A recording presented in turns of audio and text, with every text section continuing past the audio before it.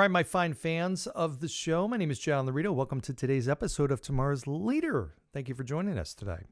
First of all, first things first, the answer to the riddle from a couple weeks ago, which I neglected to tell you last episode. So this is 2 episodes ago if you want to go back and listen to it, but I'm going to tell you what it is anyway. I got no correct answers. So I'm going to tell you the answer. The riddle is or was, how can a father and son also be brothers? Father and son are also brothers. Is that possible? Is it even possible? Yes, it is. And here's the answer. Father and son are part of the same fraternity. And hence, yes, I said hence, they're also brothers. There you go. Now, you know what the best part of that riddle is? The best part of the riddle is 2 great things about it. One is nobody guessed it, right? Secondly is I came up with it. I invented it. I invented a riddle. I am literally a riddle inventor. I created that. I don't know if there's a way for me to copyright that or something, but that's my baby. That's my riddle. So, and nobody guessed it. And if you're sitting there and listening and saying, well, I knew the answer to that, doesn't count. I didn't hear from you. I didn't get a text. I didn't get an email. I didn't get a call. Nothing. So, unwaged guesses or certified or submitted guesses don't count. So, sorry. In any event, but that is the answer to the riddle.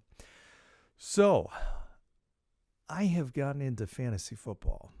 And I got to tell you, this is kind of like an addiction now.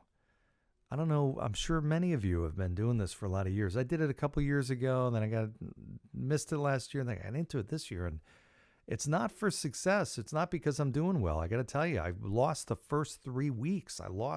And the first week, I absolutely deserved to lose. I had 2 guys on my roster that weren't even playing. Like, what? I totally lost track of time. I didn't check my roster, before the 1 o'clock game on Sunday, and I had 2 guys in there that we're not playing. You can't expect to win on those circumstances. So I lost I got my butt kicked that week. Second week, I should have lost also. Third week, I lost by like a fraction of a point. Literally, it was down to the last minute of Sunday night's game. I needed my running back just to touch the ball, and it didn't happen. So I lost by a fraction of a point. Just disappointing.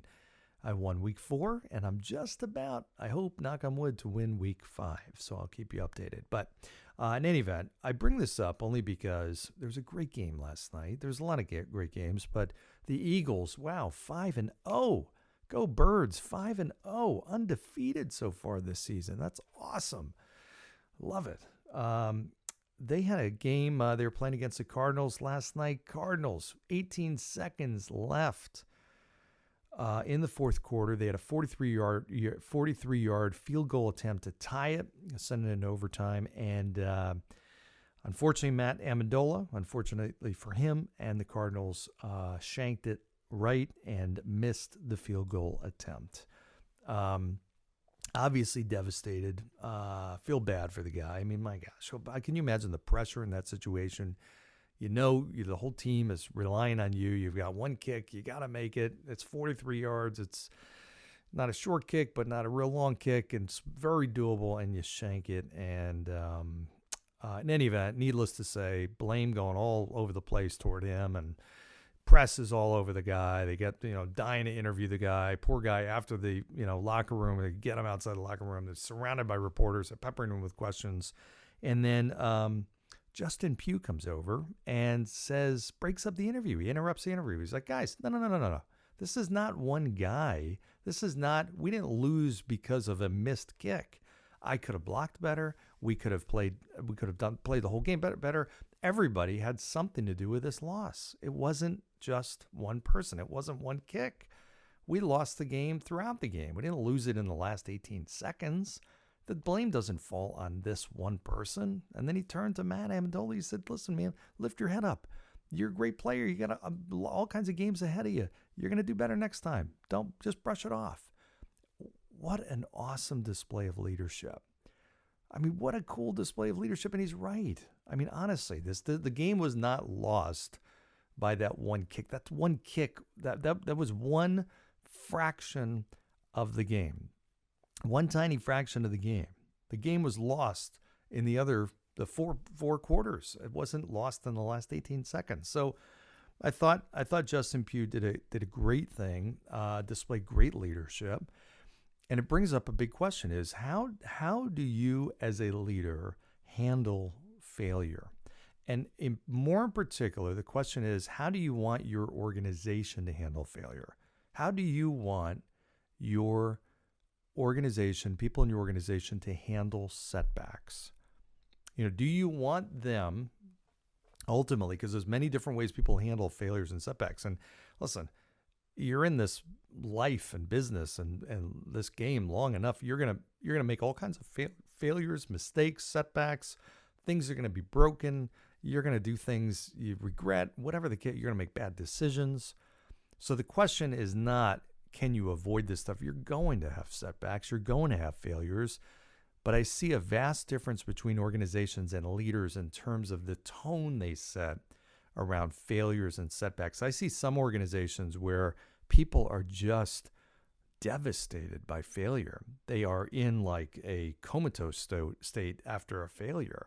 They look at it as such a significant setback, and they feel like it's a setback not only on the organization, it's a setback on them personally and professionally. It affects their career.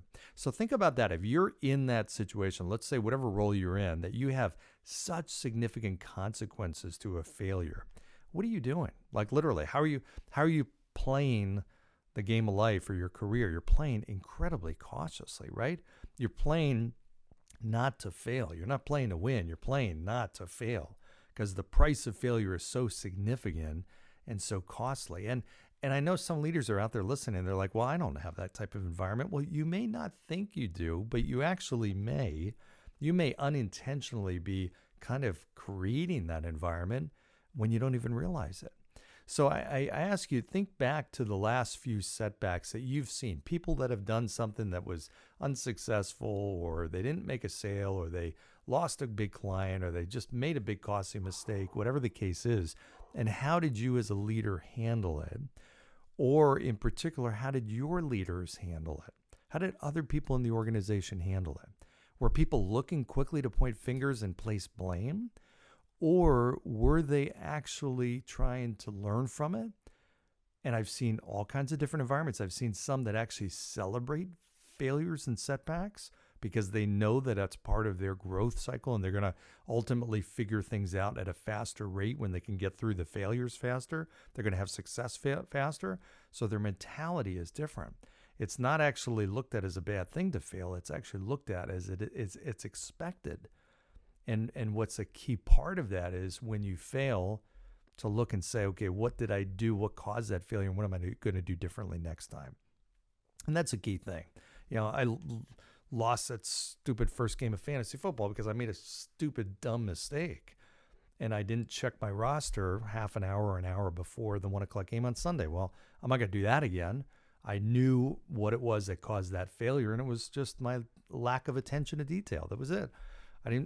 Now I fixed it. So now I don't make that failure again. Now I can help other people, and I have other people in the playing fantasy. I'm like, hey, make sure you check your roster, because sometimes, even an hour before some players playing, and then half an hour before they're out. They're questionable, whatever the case may be. So that's a learning for me that I pass on other people. So hopefully they don't make the same mistake.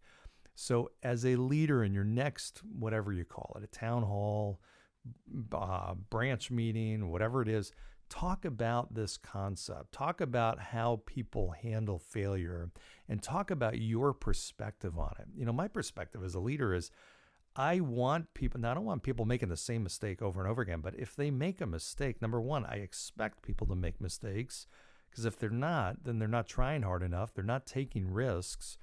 I want them to take the right types of risks, and I want them to make mistakes, have failures and setbacks, and then figure out what they learn from it that's going to make them better and stronger moving forward. But I also don't want that to be a private lesson. I don't want that to be just a conversation that's going on in their head. I want them to broadcast that and share that with other people, just like I did with the fantasy. Hey, I know there's other people that are going to make that same mistake. Okay, I know that's the case. I mean, my gosh, Matt Amendola is one kicker in the league. Every other kicker has missed a critical kick. It's going to happen. So it's going to happen. Don't beat yourself up too badly about it. It's just something, it's okay to get, frustrated and annoyed, but realize it's just part of the game. He's going to have other kicks that are going to save the game and win the game. That's just part of the life of being a kicker. So the life of being a leader or another employee or some kind of role in your organization is they're going to have great days and great weeks and great months, and they're going to have really shitty days and shitty weeks and maybe shitty months. Okay, there are great leaders and great people that have bad circumstances and bad periods of time. You have to, as a leader, give room for that and show a tolerance for that. That's the big thing is, do you have and are you displaying a tolerance for failure? The other last point I'll make is look in the mirror at how you handle failure.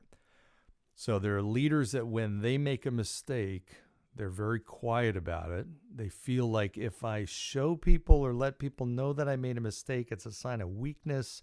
Maybe my credibility goes down. Maybe my influence goes down. People's confidence in me goes down. I got to tell you something. It's not the case. It's the opposite, right? Because they know that you made a mistake. If they do know you made a mistake and you're not owning up to it, then that ultimately causes them to have less respect for you and credibility, and then it causes them. You're modeling a behavior you don't want your people to have. You don't want them not owning up to a mistake or a failure. You don't want them trying to brush it under a rug and ignore it or run away from it or put the blame on somebody else. So if you're doing that, what's that going to mean? Again, your organization is a total representation of yourself in every single category. So realize that. How you handle that, magnify that times 1,000, and that's how your organization is going to handle it. So I hope this was helpful. Just some thoughts on owning failure and setbacks, and such a key thing for a leader to be able to do to breed the right mentality in their organization. You want people running fast and hard, playing to win, not playing not to lose. That is key. So take that for what it's worth. Run with it. Give me some feedback, some thoughts, some ideas. Shoot some questions to me, whatever. I'd love to hear your ideas and some of the things that you're dealing with. As always, appreciate you joining today. And like, share, subscribe. Go down below, give a 5-star review, and we'll see you next time. Thanks.